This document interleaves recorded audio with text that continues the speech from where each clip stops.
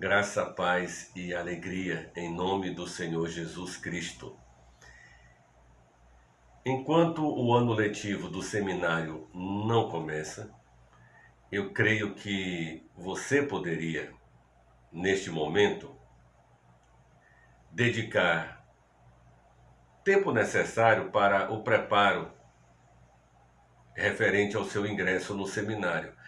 E este preparo em que eu estou pensando, obviamente, é consagração a Deus, dedicar oração, continuar na meditação da palavra do Senhor e fazer perguntas certas. E uma delas é exatamente esta: por que alguém deveria se ocupar com a teologia? É bem verdade que o seminário ele tem vertentes próprias, bifurcações que vão acontecer na vida acadêmica, seja para o preparo da vida pastoral, missionária, educador cristão, música. Mas o que fazemos como teologia. O seminário é construído a partir dessa concepção. E uma vez que estamos nessas considerações sobre a teologia, eu tenho comigo um autor que trata desses problemas introdutórios da teologia, e ele diz o seguinte, que a teologia é para todos. Todo cristão precisa ser teólogo. Aliás, como o autor diz, de uma maneira ou de outra, todos nós já somos teólogos, e aí nós temos um problema.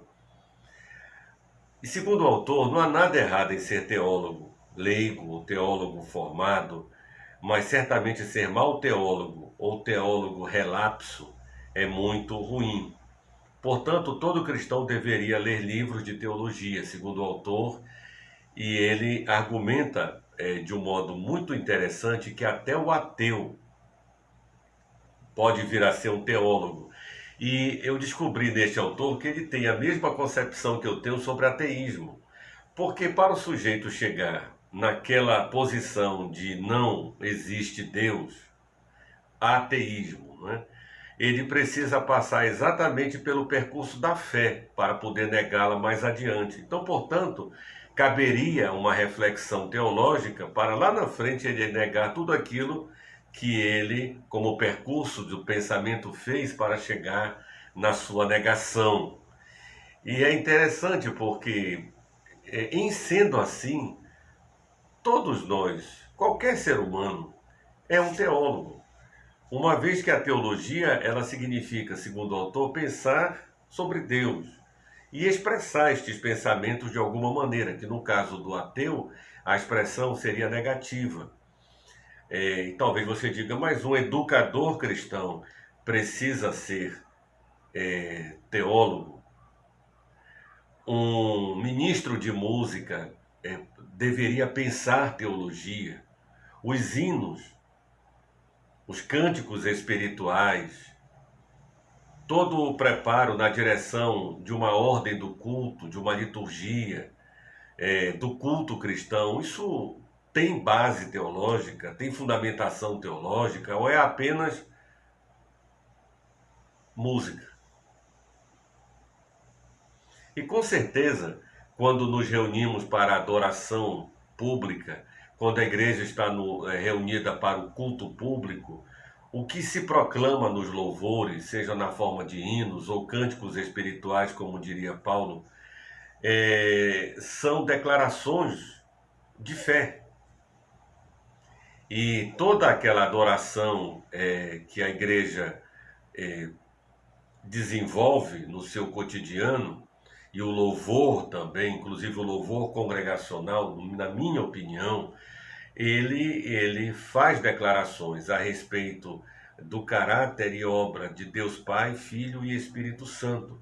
E daí escapamos daquele tipo de culto totalmente centrado no homem, totalmente humanístico e muitas vezes impulsionado por determinados sentimentos ou ideologias que não têm fundamentação nenhuma do ponto de vista da boa teologia. Então, com esse quadro em mente, podemos pensar também o seguinte: a teologia ela pode influenciar a vida. Veja bem, como diz o autor aqui, pense na necessidade de prestar contas dos nossos atos. Todo mundo faz algum tipo de prestação de contas a alguém.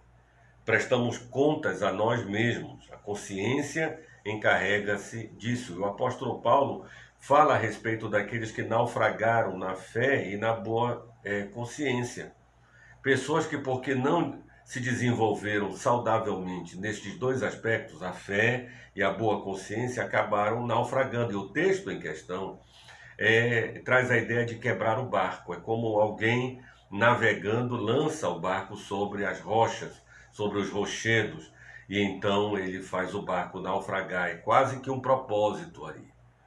É claro, né? Porque se sendo cristão, ou pelo menos alegando ser, a pessoa não desenvolve a sua fé e não cultiva uma boa consciência como Deus recomenda em sua palavra, ele está fazendo algo que com certeza causará nele um grave prejuízo. Aliás, um prejuízo que poderá comprometer a vida de muita gente. A nossa consciência, segundo o autor, ela pode vir a ser cauterizada, distorcida, ignorada, diminuída. E aí, isso pode causar um grave impacto nessa história de prestação de contas. Sobre essa questão de consciência cauterizada, por exemplo, na leitura do Evangelho de Marcos, quantas vezes o Senhor Jesus já questionou os discípulos perguntando a eles se eles tinham a mente embotada, cauterizada por não compreenderem aquilo que é ensinamento de nosso Senhor e Salvador Jesus Cristo.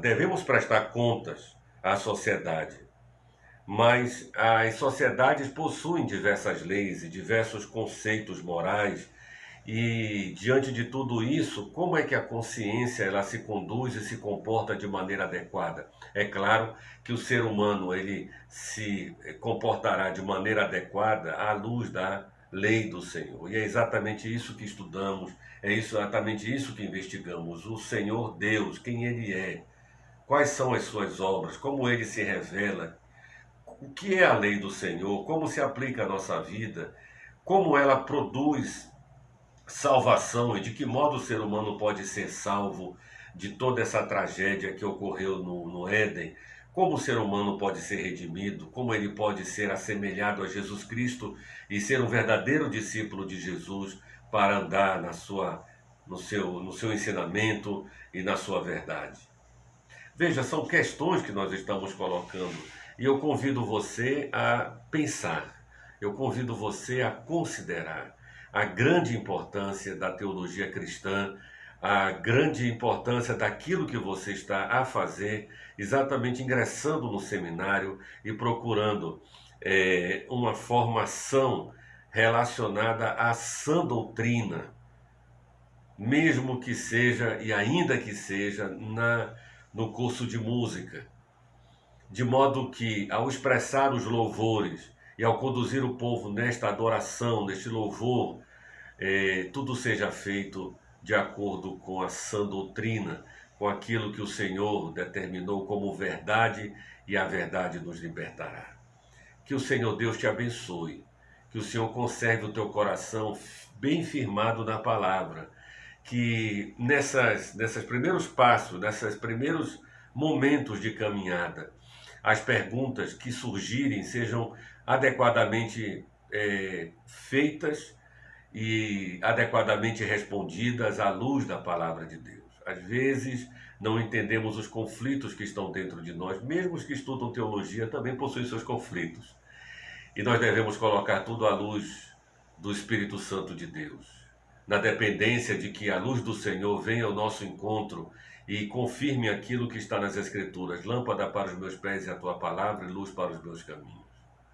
Que esta luz da palavra do Senhor te ilumine fortemente, que a vida acadêmica não tire você de uma vida piedosa, dos exercícios espirituais, oração, jejum, leitura da palavra, disciplina pessoal, uma vida de verdadeiro adorador que o Pai procura, e o Pai procura adoradores que o adorem em espírito e em verdade.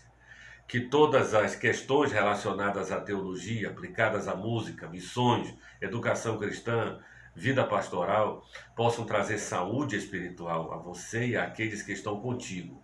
Que Deus te abençoe, guarde o teu coração, em nome de Jesus. Amém.